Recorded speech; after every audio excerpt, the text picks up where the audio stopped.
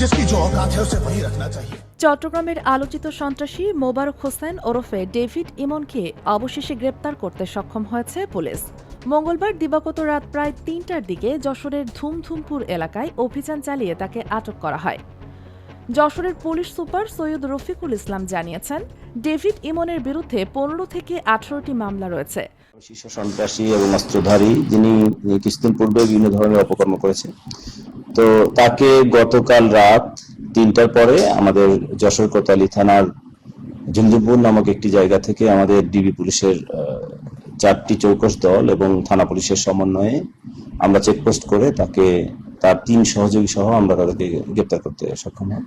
এটি আমাদের গোয়েন্দা তথ্যের ভিত্তিতে এবং চট্টগ্রাম জেলা পুলিশের অধিযাচনের কারণে আমরা তাদেরকে গ্রেপ্তার করতে সক্ষম হই। আপনি জানেন, তাদের সঙ্গে প্রাথমিকভাবে কথা বলে আমরা যেটা জানতে পেরেছি যে তারা এই পথ দিয়ে ইন্ডিয়াতে যাবার একটা চেষ্টা করেছিল। পরবর্তীতে আমরা চট্টগ্রাম জেলা পুলিশের অফিসারদের কাছে তাদেরকে হস্তান্তর। চট্টগ্রামের দীর্ঘদিনের আলোচিত এই সন্ত্রাসীর বিরুদ্ধে উল্লেখযোগ্য মামলাগুলোর মধ্যে আছে বাকুলিয়ায় জোড়া খুন এবং পতেঙ্গা সমুদ্র সৈকত এলাকার ঢাকাইয়া আকবর হত্যা। সাম্প্রতিক একটি ইন্টারনেট সেবাদাতা প্রতিষ্ঠানে চাঁদা দাবি এবং হামলা ও ভাঙচুরের মামলাসহ একাধিক মামলা।